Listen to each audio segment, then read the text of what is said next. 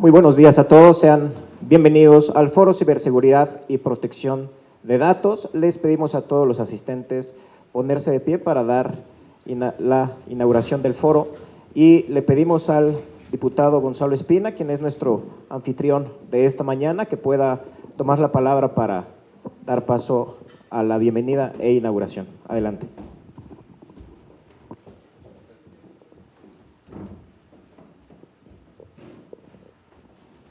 ¿Qué tal? Ok, sí, está bien de ver. Buenos días a todos y a todas.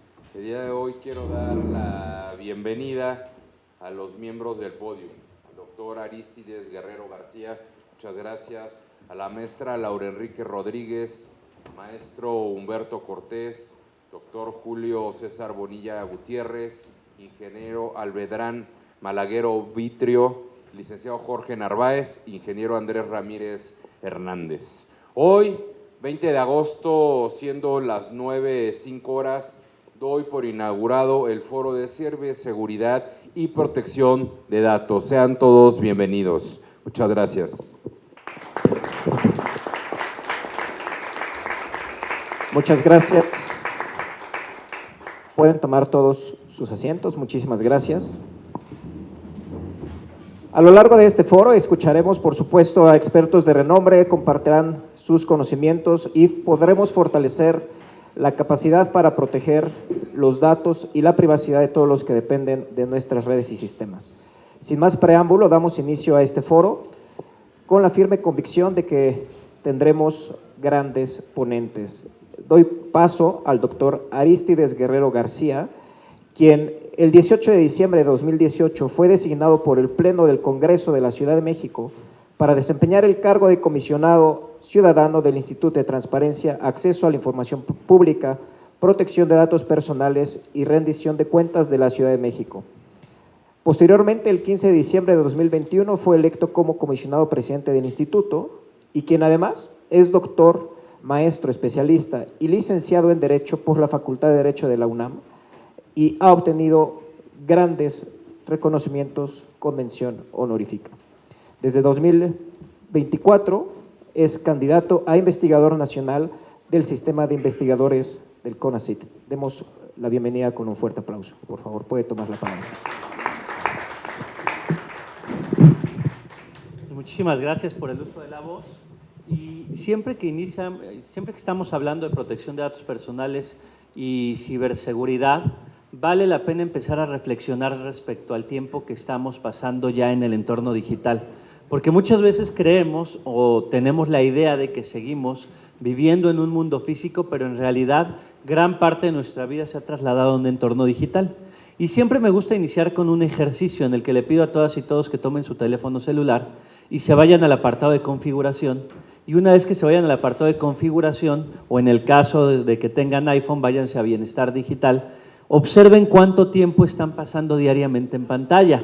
A ver si mis colegas de panel también pueden hacer el ejercicio para que vean cuánto tiempo están pasando en pantalla diariamente. A ver, el diputado Espina probablemente está pasando alrededor de 5 o 6 horas diarias. Si hacemos este ejercicio y lo he hecho con jóvenes, un joven alguna vez me dijo que pasaba 12 horas diarias en pantalla. 12 horas en pantalla significa pasar la mitad de tu vida en el mundo digital. El promedio que pasamos los mexicanos, de acuerdo al INEGI y al Instituto Federal de Telecomunicaciones, es de 4.8 horas diarias en pantalla. Pasar 4.8 horas en pantalla significa que estamos alrededor de 2 meses y medio a 3 meses en el teléfono celular. ¿Cómo obtengo este dato? Si multiplico los 4.8 por 365 y luego lo divido entre 24, me va a arrojar 2 meses con 13 días, considerando los 4.8 horas diarias en pantalla. Los jóvenes de entre 18 y 25 años de edad están pasando alrededor de 6.3 horas diarias en pantalla. Pasar 6.3 horas diarias en pantalla implica que es una cuarta parte del día la que estamos pasando, pero si consideramos que dormimos entre 6 y 8 horas diarias, pues probablemente casi la mitad de nuestro tiempo despiertos o una tercera parte de nuestro tiempo de vida despiertos lo estamos pasando en el entorno digital. Es decir, los mexicanos estamos pasando alrededor de 3 meses en promedio en el teléfono celular. Y ello implica también los riesgos que implica el pasar tanto tiempo en el entorno digital, porque hoy el teléfono puede saber cuáles son mis gustos, hoy el teléfono puede saber cuáles son mis intereses principales y hoy el teléfono puede incluso inducir mi pensamiento a través del algoritmo que se genera. Hoy en día el uso de las redes sociales implica, insisto, una importancia proteger también los datos personales. Hay un estudio que se denomina Nuestros datos nunca duermen y que muestra que por minuto en el mundo se están enviando alrededor de 41.666.000 mensajes a través de la plataforma de WhatsApp. 41 millones de mensajes en WhatsApp se están enviando o subiendo alrededor de 347.000 historias a través de Instagram y se están llevando a cabo 5.9 millones de búsquedas. También esto en Google. Entonces estamos constantemente interactuando con el mundo digital. Hoy el teléfono sabe cuál fue mi ubicación del día de ayer, sabe mi ubicación de hace una semana, sabe mi ubicación de hace un mes y entonces todo implica un tratamiento de datos personales. Legislativamente, ¿dónde estamos parados? Valga la pena preguntarlo. En México tenemos contemplada la protección de datos personales en el artículo 16, segundo párrafo de nuestra Constitución, en donde se establecen los denominados derechos ARCO, acceso, rectificación, cancelación y oposición. Hoy en día un derecho adicional que es el derecho de portabilidad. Adicionalmente tenemos dos legislaciones, la Ley Federal de Protección de Datos Personales en posesión de particulares y la Ley General de Protección de Datos Personales en posesión de sujetos obligados. De la Ley General de Protección de Datos Personales, su apellido general lo dice todo, emanan las leyes de protección de datos personales de cada una de las entidades federativas. Por otro lado, la Ley Federal de Protección de Datos Personales en posesión de particulares es una legislación que se publicó en el año 2010. En el año 2010, en realidad, las redes sociales todavía no tenían un auge importante en México ni en el mundo. En el año 2010, Gonzalo y yo empezábamos con la red social que era High Five. En realidad todavía no llegaba Facebook a México, empezaba apenas a penetrar. En el año 2010 todavía no había compras en línea. En el año 2010 todavía no se hacía uso de drones. En el año de 2010 todavía no existía TikTok y ni hablemos de Instagram. La Ley de Protección de Datos Personales mexicana fue pensada para un México del año 2010. Hoy en día, desde nuestro punto de vista, requiere una actualización esta legislación, una actualización necesaria.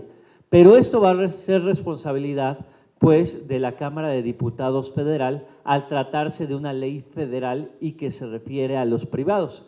Esperemos que Gonzalo, ahora que deja de ser diputado local y va a ser diputado federal, pueda impulsar también una legislación en materia de protección de datos personales que se regule, en la que se regule el entorno digital, como lo hizo Francia en el año 2016 con la ley de la República Digital Francesa. La ley de la República Digital Francesa contempla, por ejemplo, los datos personales que se están compartiendo cuando se hace uso de videojuegos en línea. Hoy en día, nuestros hijos, nuestras hijas, juegan videojuegos en línea con otra persona que ni siquiera conocen y que se encuentra en la otra parte del mundo. Hoy un mexicano puede jugar en línea con un argentino, con un japonés, con un chino, puede jugar en línea con otra persona en el mundo, con algún español, con un portugués y juegan en línea. Juegan a través de un avatar, no sabemos con quién está jugando. Y de nueva cuenta, cuando Gonzalo y yo íbamos o jugábamos videojuegos, pues era porque nos mandaba nuestra mamá por las tortillas y nos íbamos a las maquinitas y nos quedábamos en las maquinitas jugando Street Fighter. Pero hoy en día un niño que hace uso de videojuegos en línea, pues no sabe contra quién está jugando un videojuego y eso implica un riesgo potencial en la red, no solamente de los datos personales que está compartiendo constantemente, sino incluso de la propia seguridad y el engaño que se puede ocasionar a través de casos como el caso Maluma que se dio en Colombia, en donde un usuario fingió ser el cantante Maluma y pidió imágenes a niñas de entre 10 y 12 años de edad con contenido sexual. Entonces ahí es donde empieza a cobrar relevancia la importancia de la seguridad y los datos personales que están circulando en línea, como lo hizo Francia con la Ley de la República Digital Francesa en el año 2016, España con la Ley 3/2018 y en el ámbito latinoamericano, Chile con la reforma a la Constitución que incorpora los denominados neuroderechos. En México se ha dado un avance en cuanto al entorno digital, pero de manera aislada. Por ejemplo, la Ley Federal del Trabajo en el artículo 68 bis contempla el derecho a la desconexión digital, o la denominada Ley Olimpia también fue un parteaguas en el mundo de cómo se puede legislar con respecto a los derechos en el entorno digital. Desde nuestro punto de vista, resulta necesario aglutinar aquellos aspectos que resulta necesario legislarse en materia de protección de datos personales en el entorno digital, y desde el sistema lanzamos lo que hemos denominado la Carta de Derechos de la Persona en el entorno digital, que es una carta que está inspirada en la Carta de Derechos Digitales española, en la Carta Iberoamericana de Derechos Digitales, pero la gran diferencia es que contempla 3 capítulos que no contempla absolutamente ninguna carta en el mundo. Capítulo que incorpora derechos de personas en situación de vulnerabilidad en el entorno digital. En este Congreso de la Ciudad de México, también con el acompañamiento del diputado Gonzalo Espina, presentamos una iniciativa de ley para que todas las páginas de Internet de todos los entes públicos, es decir, sujetos obligados, tengan la obligación de incorporar medidas de accesibilidad en el entorno digital. Segundo capítulo, inteligencia artificial. Hoy el comisionado Julio César Bonilla Gutiérrez, que llegará en algún momento más, podrá hablar más a detalle sobre la ley de inteligencia artificial que está trabajando junto con otros sectores. Y por último, el capítulo de neuroderechos. Son algunos de los aspectos que hay que poner sobre la mesa. Seguramente escucharemos de los demás especialistas aspectos de ciberseguridad, y hoy en día, sí decirlo, no tengámosle miedo a la inteligencia artificial. La inteligencia artificial llegó para quedarse, va a revolucionar como en su momento el Internet revolucionó nuestra vida. Hoy en día tendremos que empezar a aprender a utilizar el ChatGPT, la inteligencia artificial de las diferentes herramientas, pero con las debidas precauciones. Y sabiendo y conociendo de la importancia de seguir compartiendo en el mundo físico, para de esta manera evitar que la propia inteligencia artificial no nos termine volviendo una humanidad artificial. Muchísimas gracias a todas y todos, y de nueva cuenta muchísimas gracias al diputado Gonzalo Espina por este espacio, por este foro, por todo el impulso que se está dando en materia de protección de datos personales.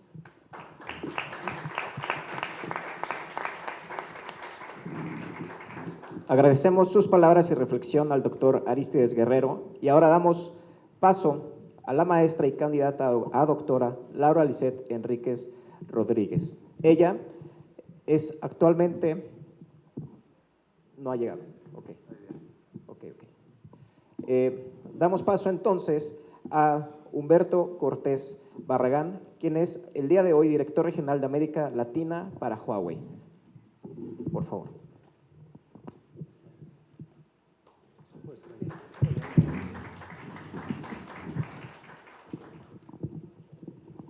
Hola, ¿qué tal? Buenos días. Muchísimas gracias por la invitación. Un enorme gusto estar aquí con ustedes. Gracias al diputado Gonzalo por la invitación, al doctor Arístides por su participación. Y un poco trataré de dar un antecedente de lo que está sucediendo en Latinoamérica, que es la región que a mí me toca, de la que soy responsable para los temas de ciberseguridad y protección de datos.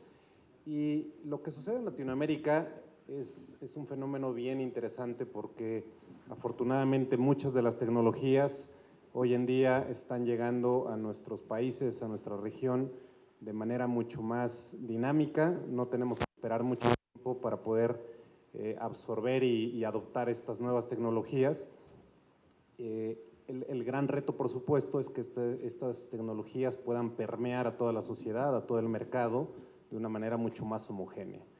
Algunos datos que me gustaría compartirles respecto a algunas tecnologías como inteligencia artificial, como el Internet de las Cosas, tecnologías como de acceso a Internet, por ejemplo, como 5G, que nos permiten desarrollar y habilitar una serie de industrias.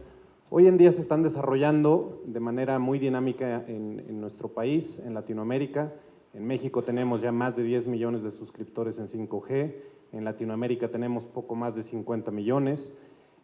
Aquí el dato más relevante es que prácticamente son 3 países los que están en la vanguardia, tanto en cantidad como en porcentaje de población respecto a estos números, que son Brasil, por su tamaño, que es prácticamente más de 25 millones, México, que tenemos casi 15 millones de suscriptores que están haciendo uso de 5G, y Chile, que pareciera un número pequeño, pero que en porcentaje a la población es un número relevante, que tiene un poco más de 4 millones.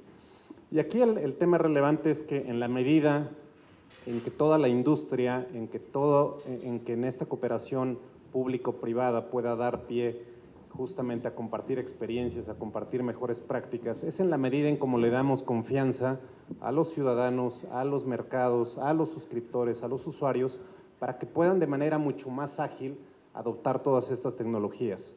Recientemente, como saben, culminaron los Juegos Olímpicos, ahora inician los Juegos Paralímpicos, pero vale la pena recordar, por ejemplo, que justamente en unos Juegos Olímpicos, como fue en México en el 68, es cuando se dio la primera transmisión en video, en vivo, vía satélite, para poder justamente llevar a otros hogares y a otros países lo que estaba sucediendo en esa justa olímpica.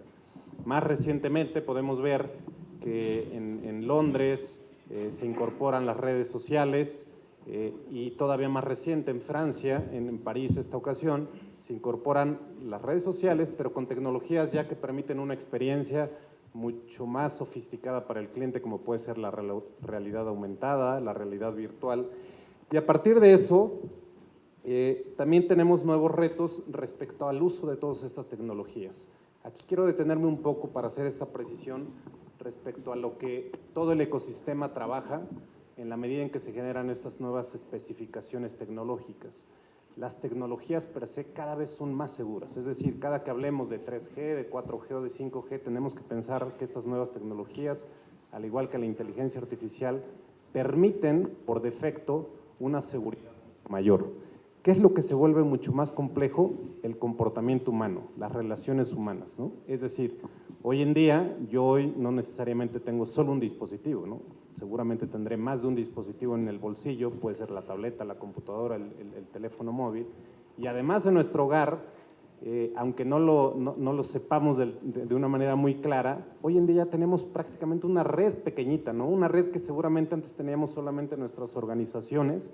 Hoy en día en nuestra casa, sin darnos cuenta, ya tenemos una red local en donde tenemos dispositivos conectados, tenemos televisores inteligentes, tenemos cada vez dispositivos que se tienen que conectar y hacen uso de Internet.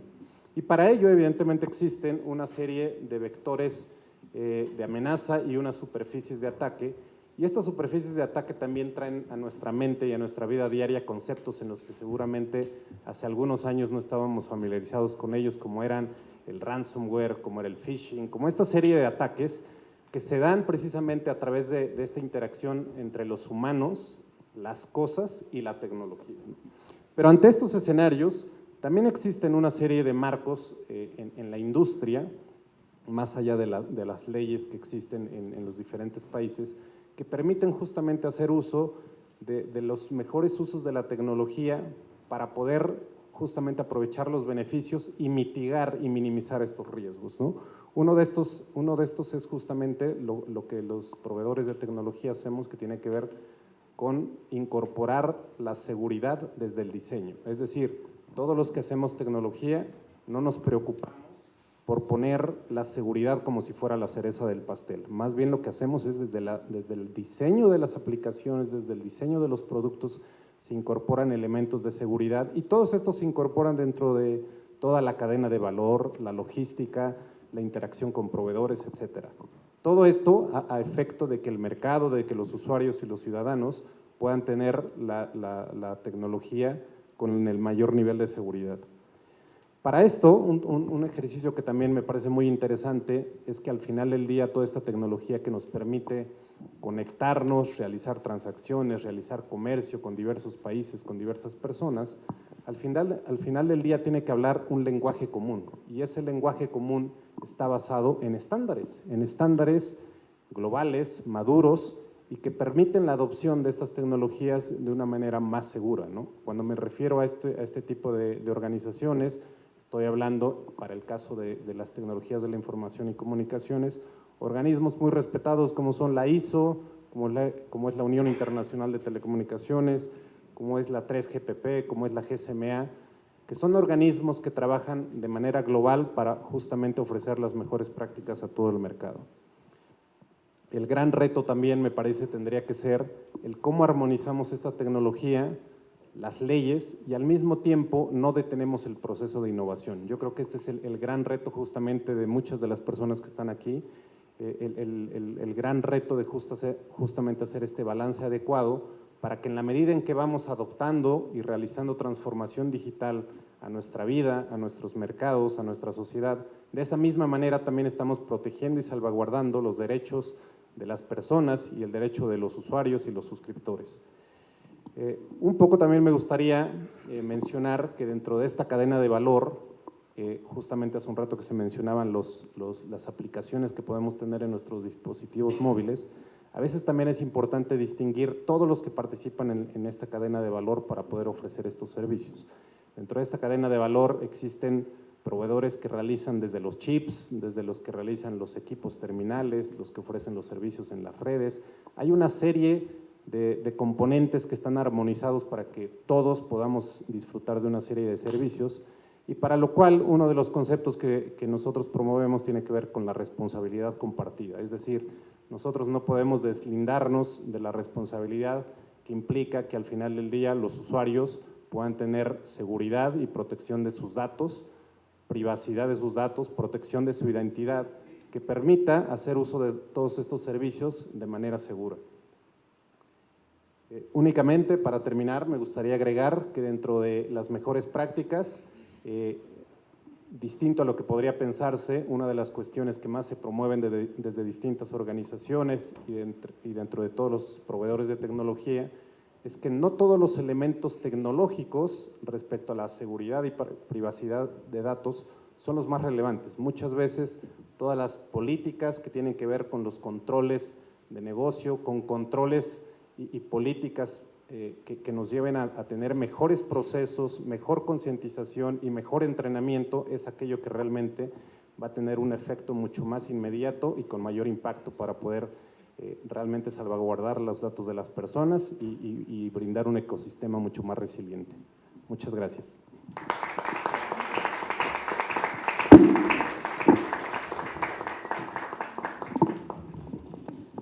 Gracias por sus palabras y damos paso al ingeniero Aldebarán Melgarejo Brito, quien me permito presentarles. Es actualmente Managing Director de Ethics Global y Prosperity Partners, empresas que se dedican a llevar las mejores prácticas de integridad empresarial a todos los niveles y sectores en más de 20 países y que ha estado presente en el mercado por más de 20 años.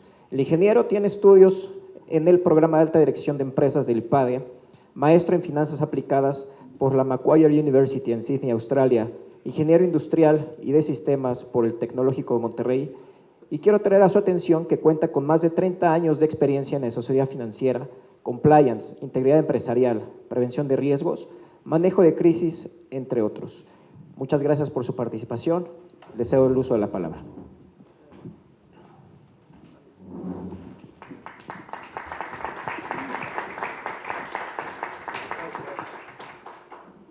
Hola, buenos días. Muchas gracias por la invitación también. Bueno, básicamente así como contexto, nosotros como Ethics Global y Prosperity Partners, a lo mejor no son marcas tan conocidas como Huawei, básicamente nos enfocamos a tener y operar plataformas de línea de denuncia con diferentes empresas y con gobiernos. Básicamente implementamos la plataforma tecnológica, la comunicamos y a través de diversos medios de captación de reportes, los colaboradores, proveedores, clientes corporativos pueden denunciar o reportar fraude, acoso sexual, abuso, robos, etcétera. Nos llega la información y nosotros operamos esa plataforma en un administrador de casos en donde las organizaciones internamente pueden desarrollar las investigaciones y asignar responsables y sacar estadísticas en tiempo real, etcétera, ¿no? Y en el segundo término es un tema de plataformas de e-learning que desarrollamos universidades corporativas para diferentes corporativos y gobiernos. Desde ese punto, digamos, esa vista y un poco más de lo que hacemos nosotros, En el tema de ciberseguridad y protección de datos, lo que hemos estado trabajando muy intensamente ya desde hace prácticamente 20 años es estar obviamente invirtiendo en infraestructura muy fuerte, siempre estando actualizados con los diferentes proveedores que tenemos, obviamente creando alianzas estratégicas con proveedores de tecnología y siempre alineándonos lógicamente a la normativa interna y a todos los, digamos, las leyes que cada país en donde operamos también estamos alineados y también invirtiendo mucho en los temas de los procesos y los controles que tenemos dentro de cada empresa. Es muy importante alinearnos también incluso a las mejores prácticas internacionales, como ISO 27001, ISO 37301 y 303, y también diversos cumplimientos normativos que debemos de tener, como estamos operando también en Europa y en toda Latinoamérica, en Asia, con GDPR, ¿no? Que temas de cumplimiento de normativas de datos personales en Europa, los de Asia, y también en Estados Unidos y en Canadá también cumpliendo con esa normativa. Nosotros, aunque somos desarrolladores y estamos operando estas plataformas, como les comentaba, a nivel global, básicamente tenemos que tener un área especializada de cumplimiento con cada país, porque cada regulación, aunque se alinean varias, pero tenemos que estar buscando y cumpliendo con cada una y además estar totalmente actualizados. Estamos en el tema de la inversión en infraestructura también para estructurar muy bien y que las bases de datos estén muy bien segmentadas, muy bien estructuradas y realmente que nuestros procesos y nuestros controles de cara a los potenciales denunciantes, o sea, a nuestros clientes externos, como nuestros colaboradores también tengan todo muy bien establecido internamente, porque básicamente de forma anual yo creo que tenemos más o menos unas 30, 40 auditorías de los principales corporativos con los que operamos y también con algunos gobiernos estatales y municipales.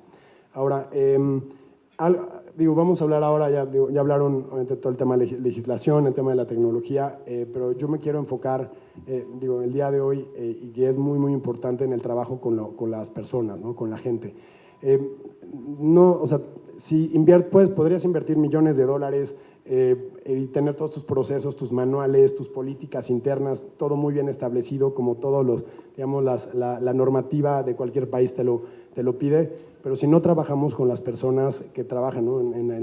o que están al interior de la organización, realmente este tema de pérdida de datos personales o que haya un tema de alguna fuga de información al interior obviamente es muy latente.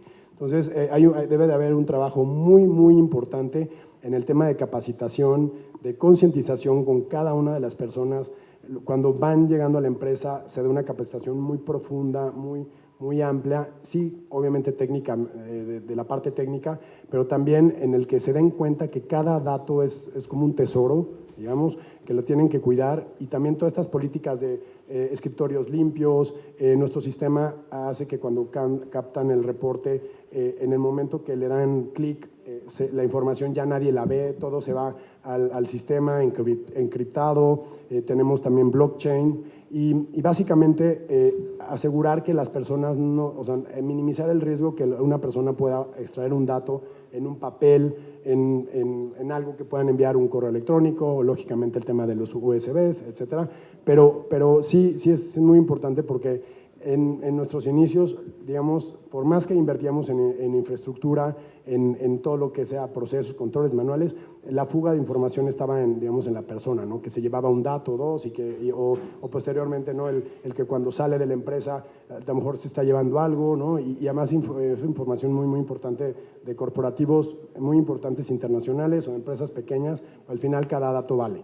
Entonces, el trabajar con las personas en el tema de seguridad y protección de datos es elemental, y que realmente creemos una conciencia, un recordatorio constante y que realmente todos se vuelvan unos expertos, si no técnicamente, pero sí en saber que ese valor o sea, realmente, como dicen, como es priceless, o sea, no tiene ningún precio allá afuera.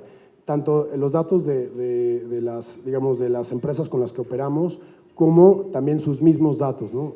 Muchas veces también, incluso, y hablaban también del tema de las familias, no estamos conscientes, nuestras familias no están conscientes del valor que tienen esos datos cuando nos piden una llamada y damos un correo electrónico, ¿no? Obviamente la tarjeta de crédito, todos estos datos que son muy específicos, incluso datos de nuestros hijos, datos, ¿no? de nuestras parejas, etcétera. Entonces, esa concientización, tanto para el equipo interno que está operando en la empresa o en las empresas, y obviamente saber que esa concientización tiene que estar dentro y fuera de la empresa, es muy importante y que, como los decía para cerrar, o sea, puedes invertir millones de dólares en infraestructura y la verdad hay tecnología, o sea, la verdad muy sofisticada y realmente softwares muy robustos, pero si las personas que, digamos, operan o manejan esos datos realmente no tienen esa conciencia, realmente no vas a llegar a nada.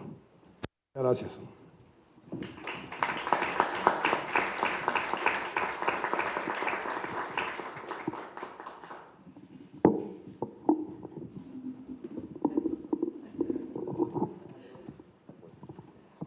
Muchísimas gracias, ingeniero. Damos paso a la maestra y candidata doctora Laura Lisset Enríquez Rodríguez. Actualmente es comisionada ciudadana del Instituto de Transparencia de la Ciudad de México, desde donde coordina el área de protección de datos personales, mientras que en el Sistema Nacional de Transparencia fue designada como coordinadora de la Comisión de Archivos y Gestión Documental. Además, es consejera del Consejo Directivo del Instituto Nacional de Administración Pública para el periodo 2024-2026. Maestra, le cedo el uso de la palabra. Saludarlos a todos, muy buenos días. Agradecer en primera instancia, por supuesto, la invitación del diputado Gonzalo Espina a esta sede del Congreso de la Ciudad de México. Muchas gracias por la consideración. Es un tema que nos apasiona mucho a varios en el Info de la Ciudad de México y por ello muy agradecida también de compartir aquí con mis colegas, el comisionado presidente del Info de la Ciudad de México, Rodrigo Guerrero, también con el comisionado Julio César Bonilla, saludar con mucho gusto a Humberto, a Aldebarán y a Jorge, colegas que nos encontramos todas y todas aquí en la mesa. Agradecer a todos ustedes que nos acompañan el día de hoy en la audiencia, aquí en presencial, también a todas las personas que están conectadas a la distancia, escuchando este importante foro sobre ciberseguridad. Uno de los retos, uno de los desafíos más presentes del momento actual, una de las asignaturas también pendientes por atender en esta era digital. Es natural, pues, que pongamos ahora los ojos en la ciberseguridad. Platicaba con mis alumnos, tengo alumnos en el Tecnológico de Monterrey, y justamente una de las materias que doy es gobierno y tecnologías emergentes. Y platicábamos de lo importante que es conocer justamente estas tecnologías, las tendencias y cómo poderlas aplicar en gobierno para poder, digamos, unirnos a esta ola de avance tecnológico sin quedarnos atrás, pero avanzar con pasos seguros. Se vuelve muy complicado, por cierto, si no tenemos todas y todos una conciencia muy clara, como lo dijo quien me antecedió en la voz, una conciencia muy clara sobre qué significa la protección de los datos personales. Creo que por ahí comienza todo, porque justo podríamos intentar proteger, blindar a una institución, pero todo comienza por la persona, porque digamos, alrededor de la persona es donde gira toda la institución o todas las organizaciones. Entonces, claramente esta nueva era digital nos ha traído muchos beneficios, ya estamos todas y todos insertos en esta ola tecnológica, utilizamos la tecnología para prácticamente todo, para comunicarnos, para trabajar, para estudiar, lo hacemos para entretenernos y lo utilizamos de manera cada vez más intensiva. Y así como se ha sofisticado la tecnología, también se han sofisticado los riesgos y eventuales amenazas asociadas. Esto que muchos conocen como hackers y que pues prácticamente son ciberdelincuentes. Y es que los ciberdelitos o la ciberdelincuencia sí es un negocio, es un negocio billonario, pues, que resulta muy redituable para estas personas con malas intenciones. Sé que hay distintas fases o distintos ámbitos del cibercrimen, que algunos tienen que ver con hacktivismo, ¿no? Que es, digamos, un posicionamiento político. Otro puede ser el cibercrimen, que es, digamos, que deviene de esta necesidad de posicionar a la persona, de orgullo de ese ciberdelincuente, pero sí es cierto que mayormente tiene que ver con, pues, que es redituable económicamente para quienes ejercen este tipo o que cometen este tipo de delitos.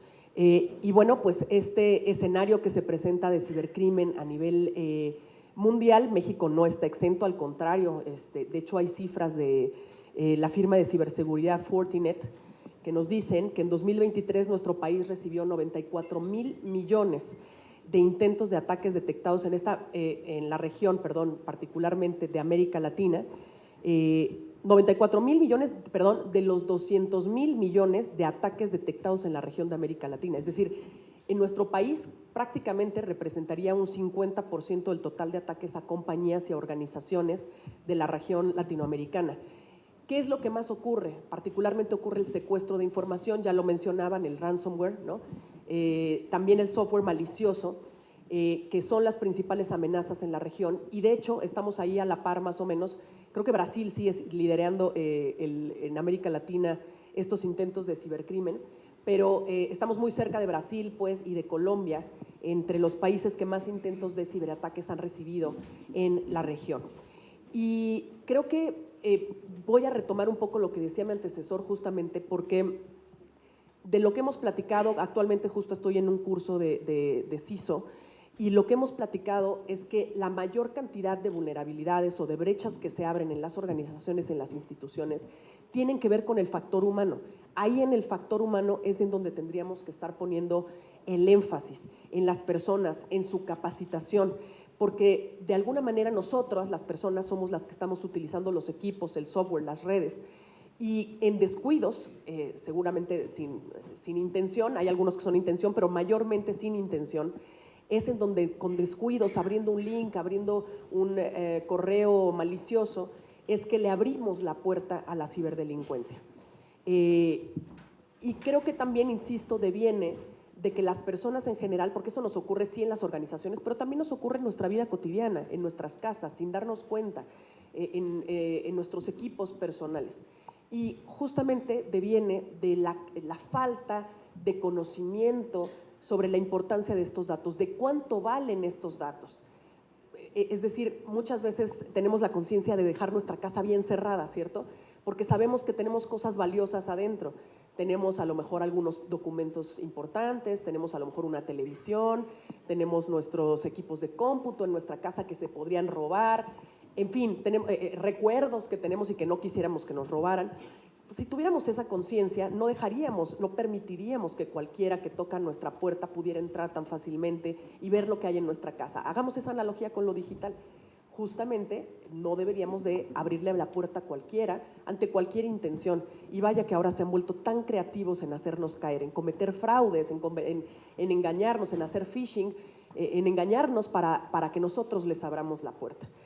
También es muy importante en pensar en estrategias o en modelos más bien de cibergobierno, una perspectiva integral para las empresas y las organizaciones, hay que pensarlo así también en el ámbito público, una estrategia integral de protección en capas, y es muy importante también no dejar solo a los CISOs, a los oficiales de ciberseguridad. Es decir, muchas veces pensamos que es únicamente, algo que tiene que atender el área específica de tecnologías o el área específica de ciberseguridad dentro de una organización. Y no nos damos cuenta que en realidad se trata de todas y todos. La persona de ciberseguridad no se puede encargar de todo. Puede sí desarrollar una estrategia, presentarla a las autoridades, monitorear, supervisar, evaluar, mejorar la estrategia, pero no va a poder solo. Se trata de que desde la base de la organización y por supuesto hasta los directivos estén en sintonía todas y todos para poder implementar, digamos, un programa y responder oportunamente cuando hay una brecha, cuando hay una crisis, a través a lo mejor de un comité de crisis, un plan de crisis asociado que se ejecute adecuadamente con la participación de las personas que están involucradas, que tienen que estar involucradas. Y bueno, ahora pasando también a la parte de los gobiernos, hay que reconocer que naturalmente hay acciones y medidas que los gobiernos han puesto sobre la mesa para poder hacer frente a estas amenazas.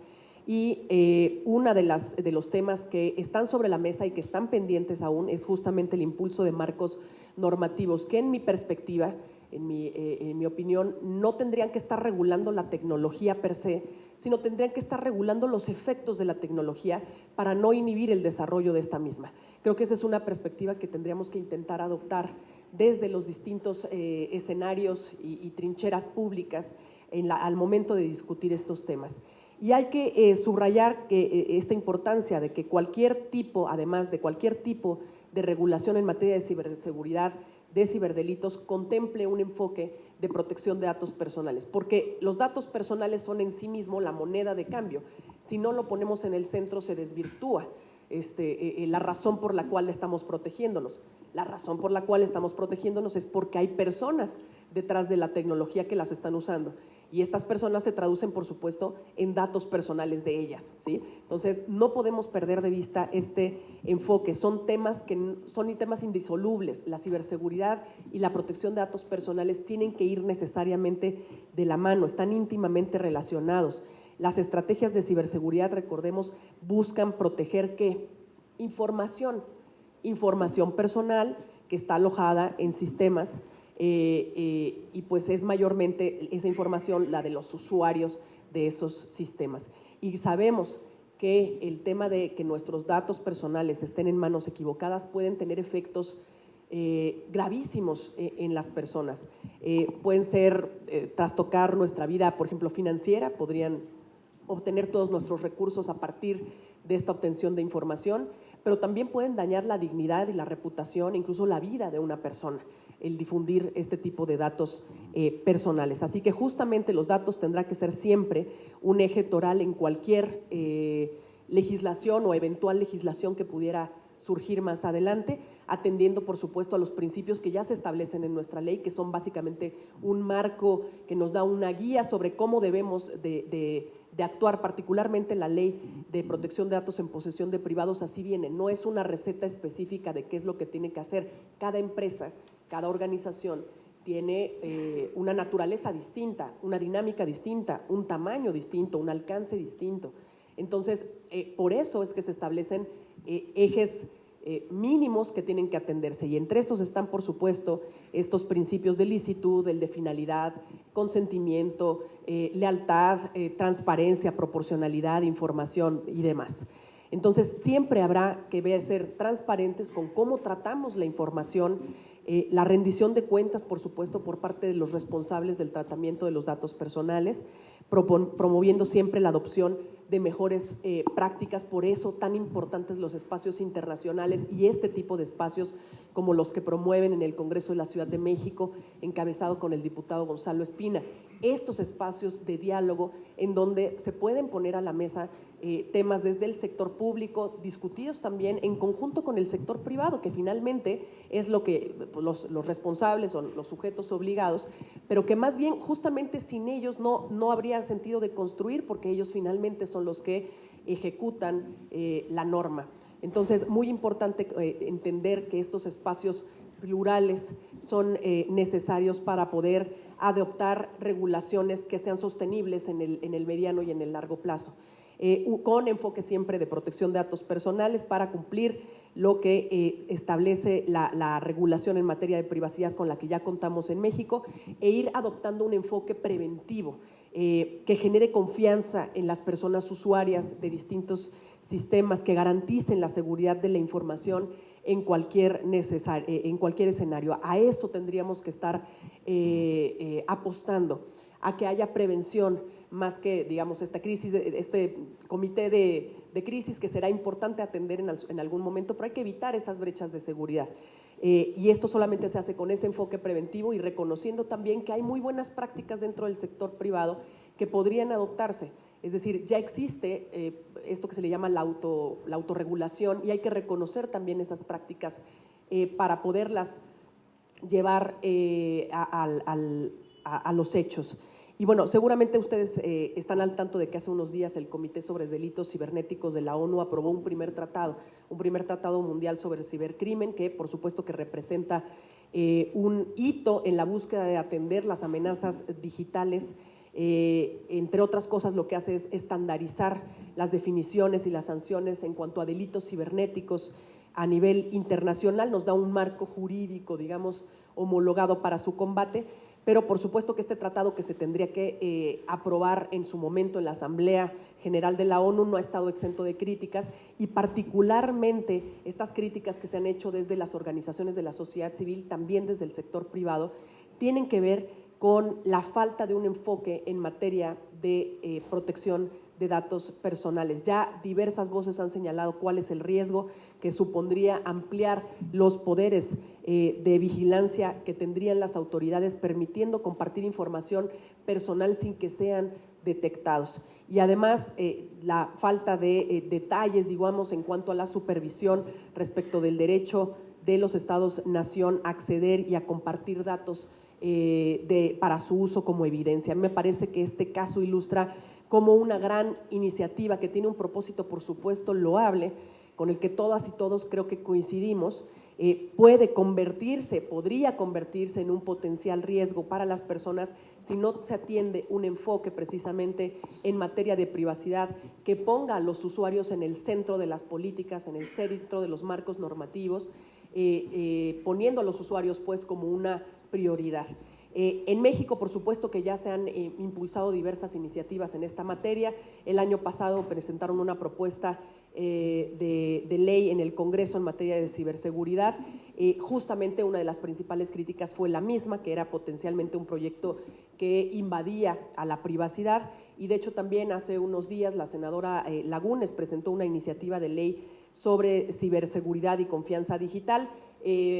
Más allá, digamos, de otros comentarios respecto a las particularidades de esta ley, creo que lo que resulta particularmente rescatable es que uno de los principales o de los principios rectores de esta propuesta que se propone es que pone en el centro a la protección a la privacidad o a la protección de datos personales, porque se contempla un capítulo que incorpora un marco regulatorio para garantizar la privacidad digital de las personas.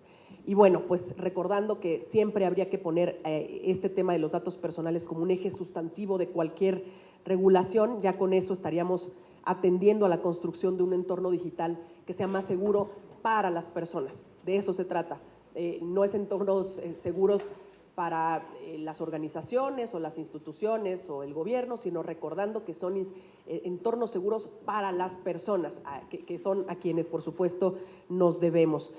Hay que tener presente el valor que han adquirido los datos personales en esta era digital y continuar haciendo desde distintas trincheras los esfuerzos por hacer o para compartir a todas las personas cuál es la importancia que existen sus datos personales, qué son y cuál es la importancia que tienen estos datos personales, y en caso, por supuesto, de que sean transgredidos de alguna manera por el sector público o privado, que comprendan o digamos que se conozca que hay una institución o una instancia a la cual pueden acudir para proteger esos derechos, que es particularmente el derecho a la protección de los datos personales. Y eso es justamente, por ejemplo, en la Ciudad de México, el Info de la Ciudad de México, en el que felizmente, subrayo, hemos tenido una gran relación con el Congreso de la Ciudad de México, que hemos sido, siempre nos hemos ido acompañando en este camino, y que me parece que es justamente una de las relaciones más virtuosas, el tener al órgano garante, el tener al Poder Legislativo, que es el que hace el marco normativo, y en esta ocasión en particular tener también a los entes regulados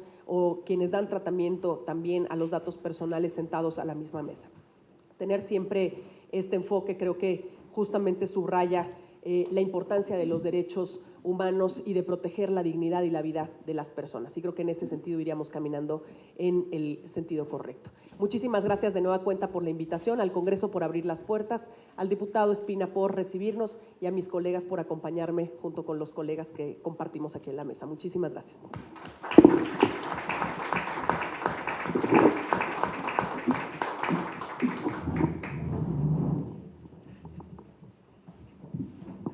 Gracias por su participación, bastante interesantes sus puntos de vista. Y ahora damos paso al licenciado Jorge Alejandro Narváez, quien es licenciado en Economía por la Universidad Panamericana, cursó el programa de alta dirección del IPADE y está certificado como coach ontológico y organizacional, director general de Team Sanet y además presidente de la prestigiosa revista Grandes Líderes. Un aplauso, por favor.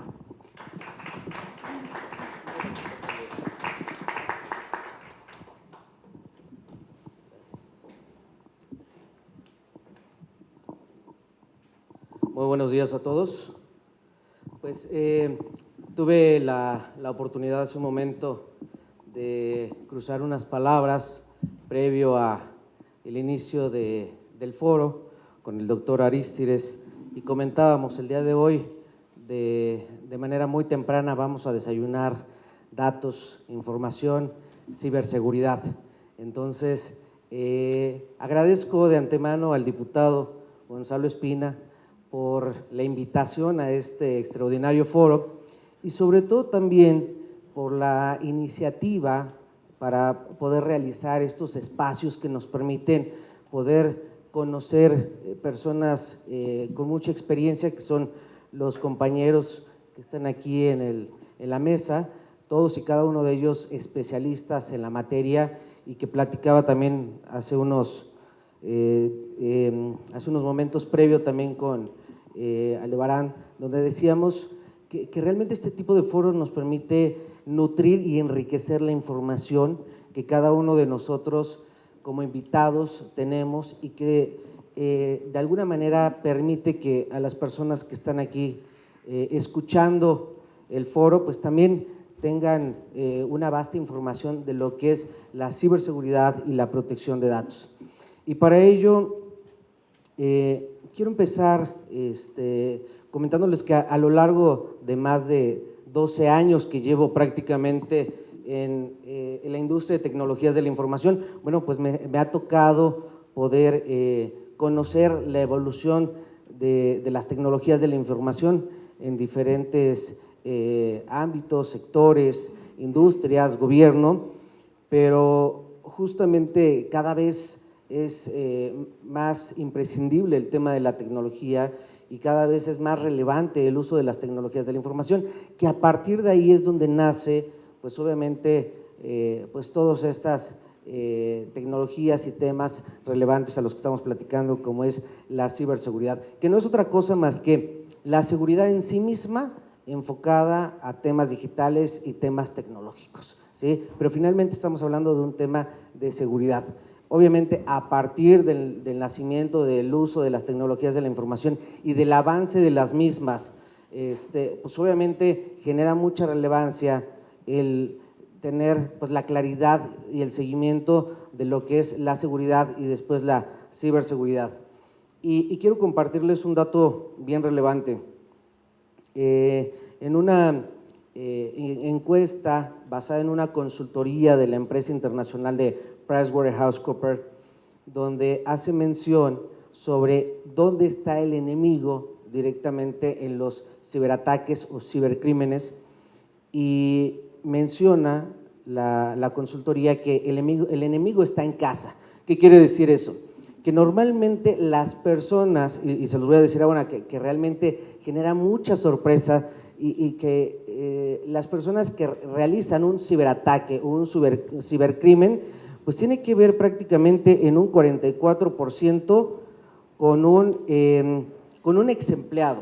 A las organizaciones, ya sean privadas o públicas, el 44.5%, digamos, quien efectúa el tema del ciberataque o cibercrimen es un ex empleado.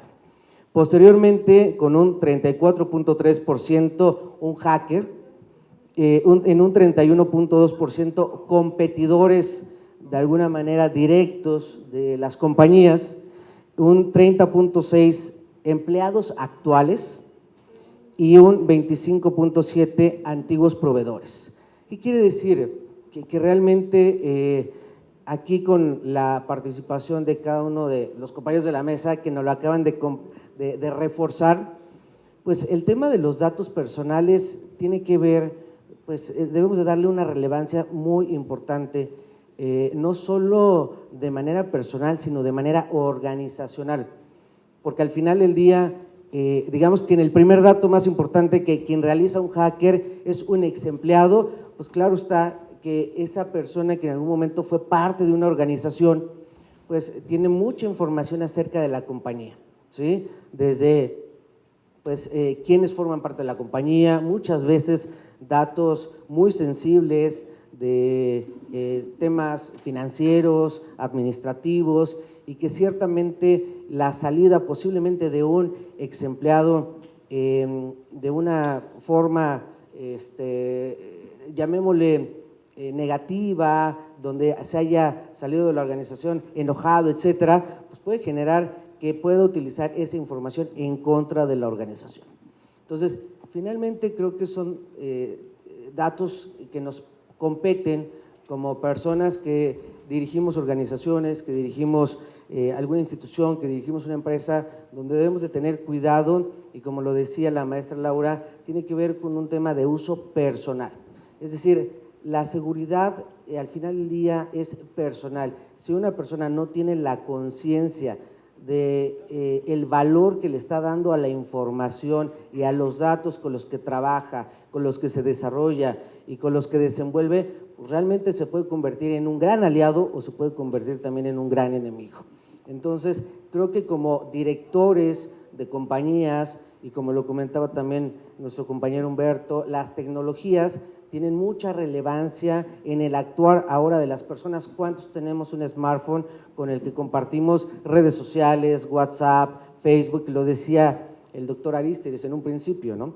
¿Cuánto tiempo pasamos directamente en un teléfono? Entonces, al final del día, yo creo que este foro nos permite darnos cuenta de la importancia de las tecnologías de la información en nuestra vida, de la ciberseguridad o de la seguridad de nuestra vida y de los datos personales, y que ciertamente cada vez deberían de impulsarse más este tipo de foros, y sobre todo agradecer, vuelvo a repetir, al diputado Gonzalo Espina por el espacio donde nos enriquece y nos nutre para darnos cuenta que realmente no podemos dejar de lado o no darle la importancia que se requiere, el entender que todos los procesos de seguridad que pasan por una compañía tienen realmente un efecto positivo o negativo. Y les quiero compartir en estos momentos datos muy importantes, sobre todo para que entendamos exactamente cómo estamos en materia de ciberseguridad. Y este dato me parece relevante. El phishing es una de las técnicas de ciberataque más utilizadas y efectivas, con una tasa de éxito del 45%. ¿Qué quiere decir eso? Si nosotros no capacitamos y concientizamos al personal que forma parte de una organización, es muy fácil que puedan ser engañados a través de tipo de técnicas como el phishing. ¿Cuántos de nosotros nos ha tocado recibir un correo electrónico donde pues dice, oye, abre el correo para que puedas revisar las últimas fotos de tus vacaciones o el último viaje, etcétera, y que al final del día pues no es otra cosa más que una técnica de phishing, que al final del día lo único que va a permitir es, al darle clic y abrir ese correo, pues robar nuestra información, robar nuestros datos, hacernos vulnerables ante una situación de un ciberataque, y que al final del día es como si nosotros le abriéramos la puerta al ciberdelincuente, y que al final del día, digamos que nosotros estamos siendo partícipes de una situación previa a un ciberataque o a un ciberdelincuente. Pero para ello se requiere pues capacitación, ¿no? Decirle al colaborador, cuando te lleguen este tipo de correos, llamados, digo, seguramente no lo saben, pero si se entrenan, si se capacitan, entenderán que se llama, bueno, pues técnicas de phishing, ¿no? Y este tipo de correos no se pueden abrir dentro de la organización, aunque existen herramientas de hardware, de software, que bueno, pues ahora la tecnología está muy avanzada y creo que la ley de Moore, bueno, pues ha pasado por encima del avance tecnológico, pero al final del día, vuelvo a repetir, nosotros podemos abrirle la puerta al ciberdelincuente, nosotros podemos abrirle la puerta al ciberataque, que al final del día puede robarnos no solo nuestros datos, nuestra información, puede robarnos nuestra tranquilidad, incluso nuestra paz, que en realidad pues yo creo que tiene mucho valor. Pero vuelvo a repetir, si podemos hacer conciencia a las organizaciones y a las empresas de cómo debe de actuar un colaborador y lo que debe de hacer dentro de las tecnologías de la información y lo que no debe de hacer, podemos hacer, dar muchísima tranquilidad a la compañía.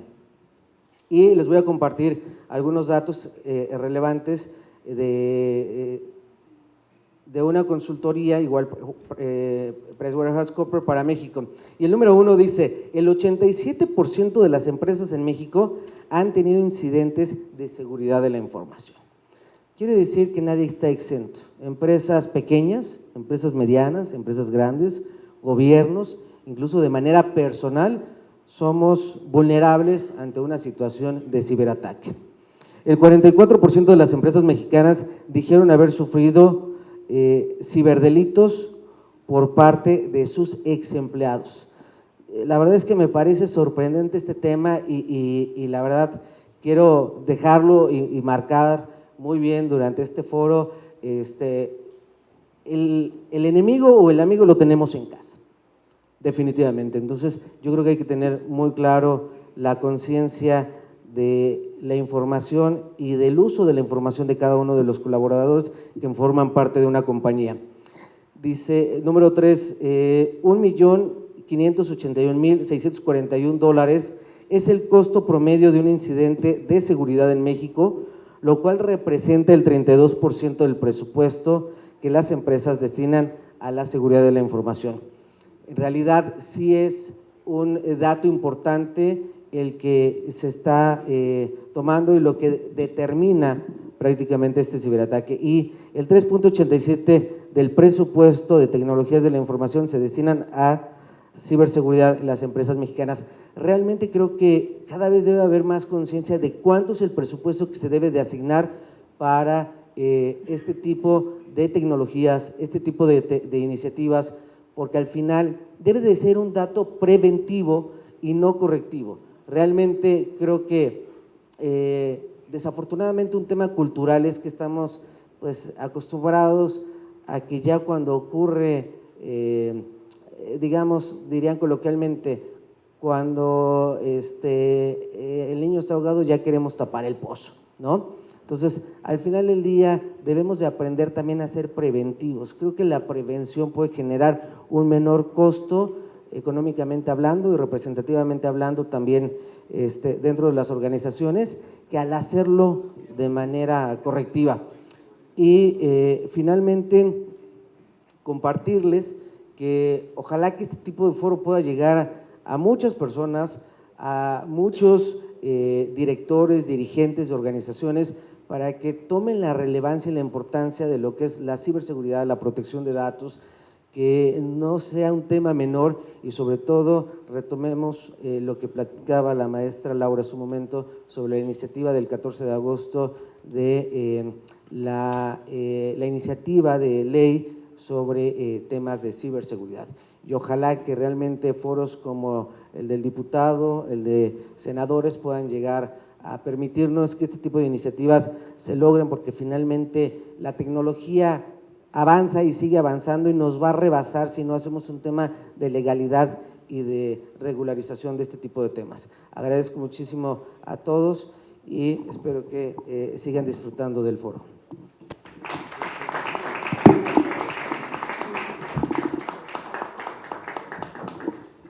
Muchísimas gracias, licenciado Jorge. Y damos paso a Andrés Ramírez Hernández, quien es ingeniero en sistemas computacionales por la Universidad Tecnológica de México, indígena zapoteco de la Sierra Norte de Oaxaca, y cuenta con un diplomado de protección de datos personales por el Instituto de Transparencia, Información Pública y Protección de Datos. Además, cuenta con diversas certificaciones en materia de ciberseguridad, destacando Lead Cybersecurity Professional Certificate, Network Security Associate y Fundamentos de Seguridad Nacional por la UTLAP. También cuenta con diversos cursos y entrenamientos en materia de seguridad, como el Ethical Hacking, y ha sido servidor público y consultor en tecnologías de la información y ciberseguridad por más de 18 años. Ingeniero Andrés, puede hacer uso de la palabra. Bienvenido.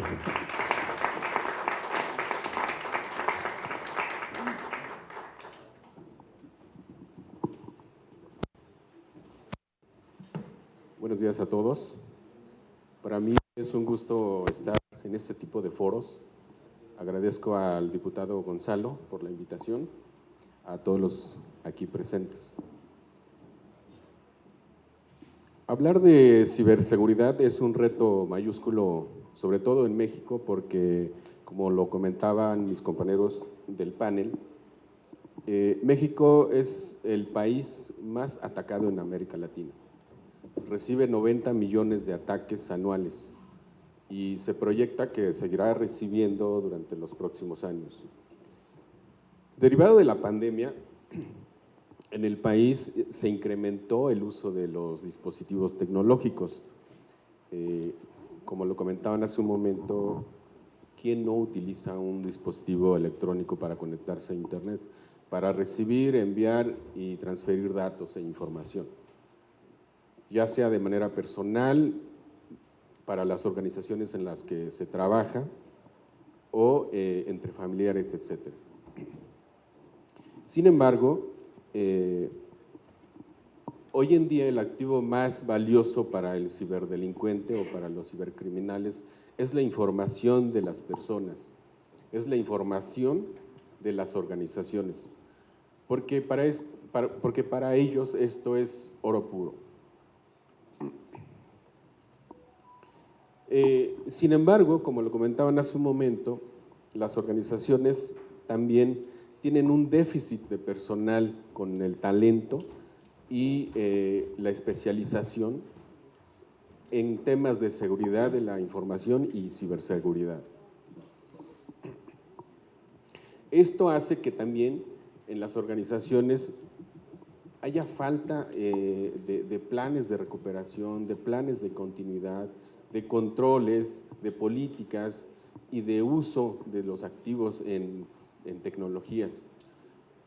Todos estos activos lo que hacen es generar pues vulnerabilidades, lo que hace que los atacantes o los ciberatacantes aprovechen estas vulnerabilidades para poder ingresar al activo más importante de las organizaciones, como le comenté hace un momento, que es la información. De ahí que los ataques se han incrementado en los últimos años en México. Como lo comentaban hace un momento, las organizaciones les lleva más o menos 4 a 6 meses en detectar que tuvieron un ataque, que ya recibieron un ataque a su infraestructura crítica. También hace falta especialistas en las organizaciones, hace falta oficiales de seguridad de la información, también hace falta diversas posiciones que mantengan y desarrollen planes de prevención, controles de prevención. También ya hablaron del tema de presupuesto. Se dice que en las organizaciones en México se asigna menos del 7% del presupuesto en temas de ciberseguridad y seguridad de la información. También hace falta en las organizaciones equipos y planes de respuesta a incidentes de ciberseguridad.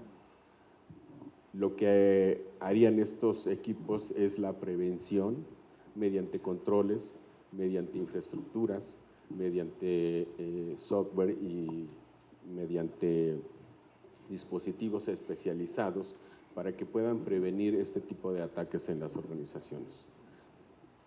Actualmente hay más de 200,000 posiciones que no están digamos que son vacantes por la falta de especialistas en ciberseguridad y en materia de seguridad de la información.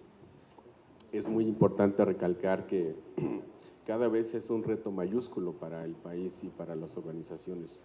Este tipo de foros son muy importantes porque aglutinan academia, aglutinan especialistas, aglutinan expertos para tratar este tipo de temas, para incrementar el nivel de conciencia de las organizaciones en materia de ciberseguridad.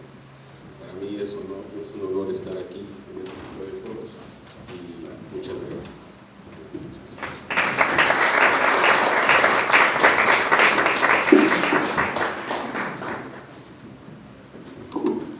Ingeniero, agradecemos mucho su participación.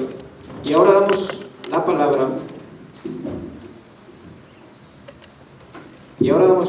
Por favor, al doctor Julio César Bonilla Gutiérrez, quien actualmente es comisionado ciudadano del Instituto de Transparencia, Acceso a la Información Pública, Protección de Datos Personales y Rendición de Cuentas de la Ciudad de México, coordinador del Grupo de Transparencia Judicial de la Red de Transparencia y Acceso a la Información. Anteriormente fue comisionado presidente del Info Ciudad de México en el periodo comprendido del 20 de diciembre de 2018 al 20 de diciembre de 2021. Es doctor en Derecho con mención honorífica por la División de Estudios de Posgrado de la Facultad de Derecho de la UNAM y miembro del Sistema Nacional de Investigadores. Adicional, es maestro en Derecho y Electoral con mención honorífica por la División de Estudios de Posgrado de la Facultad de Derecho de la UNAM, en donde obtuvo la medalla al Mérito Universitario Alfonso Caso 2015. Les pido por favor que puedan recibirlo con un fuerte aplauso. Muchas gracias y muy buenos días todavía a todas y todos.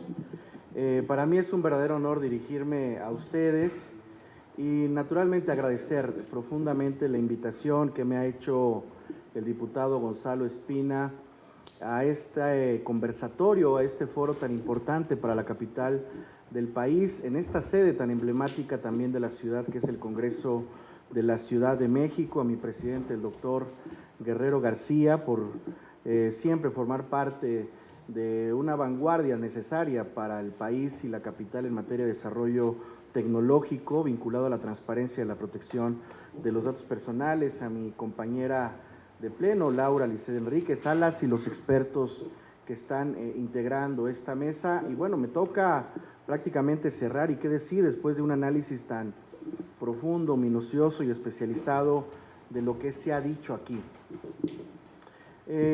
Cuenta la historia que por ahí de los años 70, cuando Mario Benedetti caminaba por la capital de Ecuador, en Quito, vio un mural que en realidad era un grafiti, y decía ese grafiti que cuando creíamos que teníamos todas las respuestas, cambiaron todas las preguntas.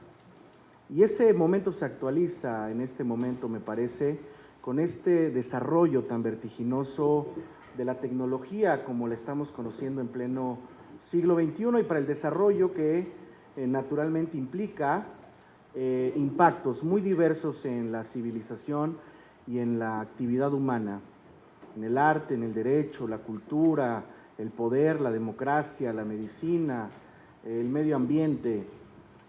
Hoy la tecnología forma parte de un nuevo ecosistema en el planeta.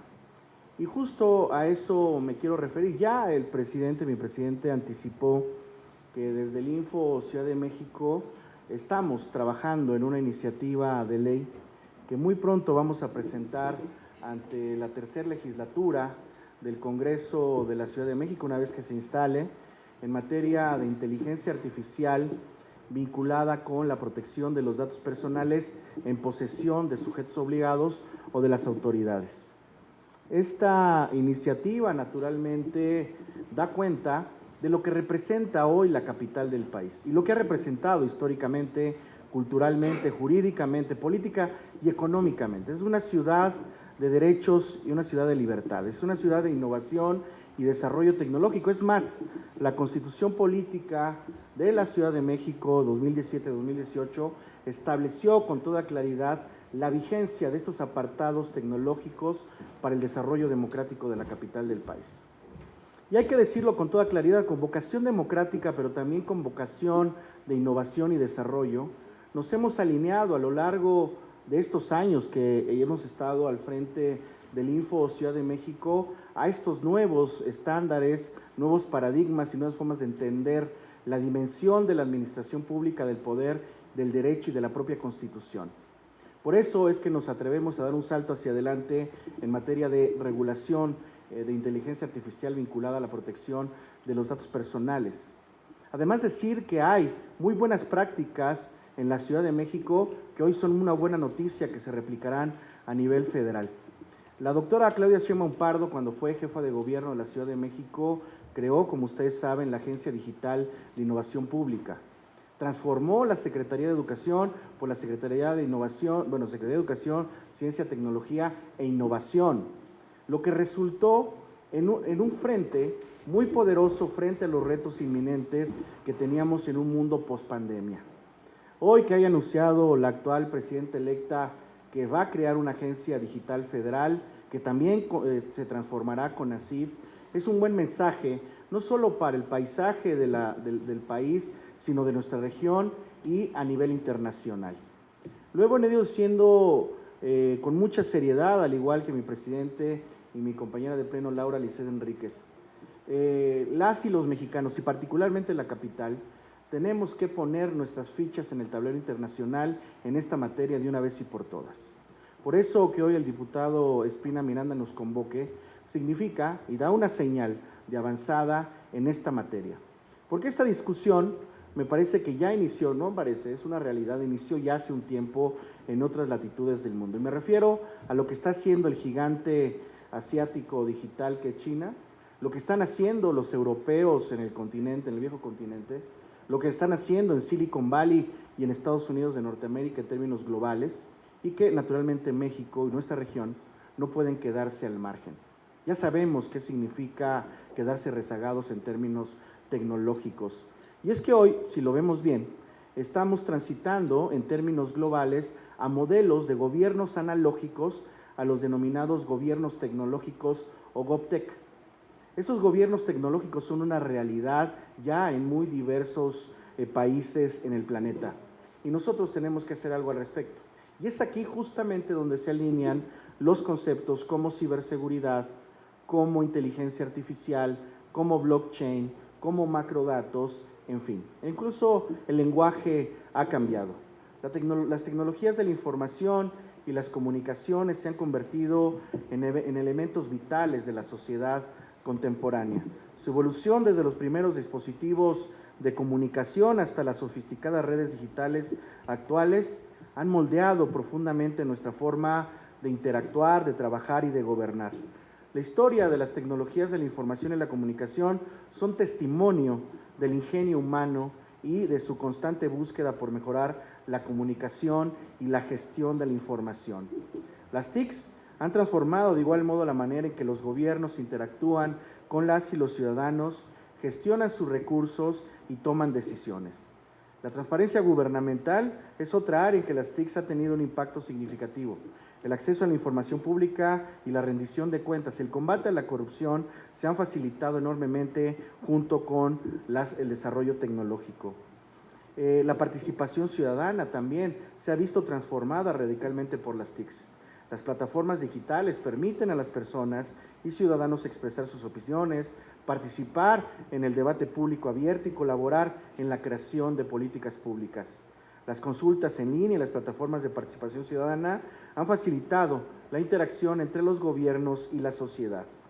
Desde este punto de vista, y desde un punto de vista incluso de la ciencia política, la sociología, el derecho, el concepto de gobernabilidad se ha visto impactado y se ha creado un nuevo concepto que es el de la gobernanza desde hace ya algunas décadas. Porque gobernabilidad, como ustedes saben, se refería a la capacidad de los gobiernos para gestionar los recursos públicos de manera eficiente y eficaz a fin de satisfacer las necesidades de la sociedad. Se centraba en una estructura y funcionamiento de las instituciones gubernamentales y su capacidad única para formular e implementar políticas públicas. Hoy es una realidad de avanzada la gobernanza, que implica un cambio profundo, abarca un concepto más amplio que va más allá del gobierno. Se refiere al conjunto de procesos e instituciones que permiten a los actores públicos, privados y a la propia sociedad trabajar juntos para resolver problemas comunes. Se centra en la colaboración y en la participación de diversos actores en la toma de decisiones y la gestión de los asuntos públicos. En resumen, la gobernabilidad se centra en cómo gobierna el gobierno, mientras que la gobernanza se centra en cómo se gobierna con la sociedad. Ejemplos de esto son muchos y muy diversos, ya coloqué dos en el centro: la creación de la Agencia Digital de Innovación Pública y la Secretaría de Educación, Ciencia, Tecnología e Innovación, y lo que estamos haciendo desde el Info Ciudad de México en términos de gobernanza. Y aquí aparecen términos como blockchain, inteligencia artificial y ciberseguridad. Y los tres están perfectamente alineados a este debate que actualiza la administración pública hacia un modelo digital. El blockchain ya seguramente se ha tratado aquí, es también conocido como una cadena de bloques, es una tecnología innovadora que ha revolucionado la forma en que almacenamos y gestionamos información digital. En esencia, es una base de datos distribuida que registra transacciones y activos de manera segura, transparente e inmutable. Imaginemos todos un libro de contabilidad gigante y compartido, donde cada página registra una transacción o un evento, y cada bloque está vinculado al anterior mediante una criptografía. A medida que se añaden nuevos bloques, la cadena crece y se vuelve más robusta. Aquí es importante destacar las características del blockchain porque nos ayuda a perfeccionar los modelos de gobierno digital. Descentralización. No hay una autoridad central que controle la red, sino que se distribuye entre todos los participantes. Inmutabilidad. Una vez que se registra una transacción, no se puede modificar ni eliminar. Transparencia. La transparencia todas las transacciones son visibles para los participantes en esa red. Seguridad. La criptografía protege la red contra fraudes y manipulaciones y naturalmente está estrictamente ligada con el término de ciberseguridad. Y hay algunas aplicaciones que todas sí conocemos del blockchain y que son para muchos de uso común, las criptomonedas. El Bitcoin y otras criptomonedas utilizan el blockchain para registrar la propiedad y las transacciones. Las cadenas de suministro. El blockchain puede rastrear el movimiento de productos y materiales a lo largo de una cadena de suministro, mejorando la eficiencia, la transparencia y la rendición de cuentas. La identidad digital, algo en lo que México tiene que invertir de una vez y por todas. Puede usarse para crear identidades digitales seguras y confiables. Los contratos inteligentes, que son autoejecutables y se cumplen automáticamente cuando se cumplen las condiciones preestablecidas. Y bueno, ahora ¿cómo lo alineamos con la inteligencia artificial? Bueno, la inteligencia artificial que ha emergido como una fuerza transformadora que tiene el potencial de revolucionar no solo la actividad de la sociedad, sino de la administración pública, e incluso de redefinir el concepto mismo del Estado, del poder y de la Constitución. La IA se ha ido integrando a nuevas formas y paradigmas transformadores. La IA ya está siendo utilizada en una variedad de aplicaciones del sector público y en la administración pública. Los sistemas de inteligencia artificial se emplean para automatizar procesos rutinarios y administrativos, lo que permite a las personas servidoras públicas centrarse en tareas más estratégicas y de alto valor añadido. Por ejemplo, lo que mi presidente propuso para el Info Ciudad de México, que fue el chatbot, o los asistentes virtuales se utilizan para atender consultas ciudadanas, proporcionando respuestas rápidas y precisas a preguntas frecuentes, como el que usa la comisionada Enríquez en materia de verificación a sujetos obligados a partir del ciber. En fin, hoy la inteligencia artificial ha revolucionado el concepto mismo del poder y la administración pública. La capacidad de la IA para analizar grandes volúmenes de datos también puede mejorar la planificación y la implementación de políticas públicas, permitiendo a los gobiernos responder de manera más rápida y efectiva a desafíos emergentes como lo fue, por ejemplo, la pandemia ocasionada por el COVID-19. Sin embargo, en esto hay que ser meridianamente claros. El uso de la inteligencia artificial en la administración pública no está exento de desafíos. Las consideraciones éticas son fundamentales para garantizar que la IA se utilice de manera responsable y justa. El otro elemento pilar del uso responsable de la inteligencia artificial tiene que ser la seguridad y su robustez frente al desarrollo de los gobiernos. Estos tres pilares, una inteligencia artificial bien normada, una inteligencia artificial ética, una inteligencia artificial segura y robusta, tiene que estar puesta al servicio de la gente. Y eso es lo que estamos proponiendo en nuestra iniciativa de ley que pronto se empezará a discutir de manera pública en esta capital. La ciberseguridad, entonces, como pueden ver, se alinean a estos conceptos, a estos modelos, a estos instrumentos y a estas plataformas.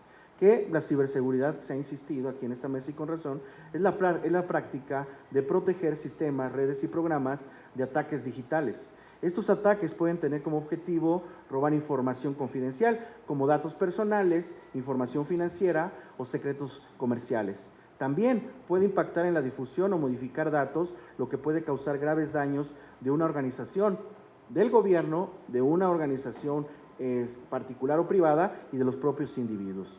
irrumpir en el funcionamiento de los sistemas críticos como redes eléctricas o sistemas de transporte, incluso en sistemas de salud. Los ciberataques pueden provenir de diferentes fuentes, como ciberdelincuentes que buscan obtener ganancias económicas o causar daños, espías que buscan robar información confidencial, o los propios estados, hay que decirlo con toda claridad, que buscan obtener una ventaja militar o económica de sus competidores. La ciberseguridad es una responsabilidad compartida entre el gobierno, las empresas y los individuos. El gobierno debe crear, como estamos proponiendo ya desde la Ciudad de México, leyes y regulaciones para proteger la información y la infraestructura crítica.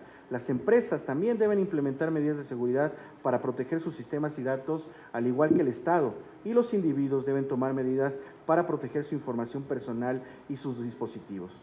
Cierro con esto. En el ámbito gubernamental, la ciberseguridad se enfoca en proteger la infraestructura crítica como redes eléctricas, sistemas de transporte, sistemas financieros, sistemas de salud. Proteger la información gubernamental como datos personales, registros financieros y secretos de Estado. Combatir el cibercrimen, investigando y enjuiciando a los ciberdelincuentes. Promover la conciencia sobre la ciberseguridad, educando al público sobre los riesgos y las mejores prácticas. Estas son algunas de las dimensiones que empatan a la inteligencia artificial, al blockchain y naturalmente a la ciberseguridad, con muy diversas dimensiones que estamos considerando y tenemos que considerar de una vez y por todas. La dimensión jurídica, la dimensión técnica, la dimensión económica, la dimensión cultural, la dimensión sociológica que deben tener estas nuevas leyes que pongan al servicio a la inteligencia artificial, al blockchain y a la ciberseguridad. Que no se nos olvide, como dice Yaron Lanier, un activista neoyorquino que por cierto trabaja para Microsoft, no podemos como humanidad cometer el error a propósito del pasaje bíblico que cometieron los judíos cuando forjaron el becerro de oro. El error de los judíos no fue haber forjado el becerro de oro, fue haberlo adorado cuando había sido una creación humana. Y en ese error no lo podemos repetir, porque la inteligencia artificial, la ciberseguridad, el blockchain son herramientas muy poderosas, pero tienen que estar al servicio de la humanidad. Muchas gracias.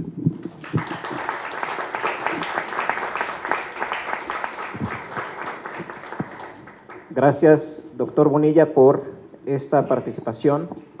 Y doy paso al diputado Gonzalo Espina Miranda, quien además de ser nuestro anfitrión del foro de este día, es diputado de la segunda legislatura del Congreso de la Ciudad de México, licenciado en Administración de Empresas, empresario y presidente de la Comisión de Transparencia y Combate a la Corrupción, a quien invito a hacer uso de la palabra. Muchas gracias a todos y a todas.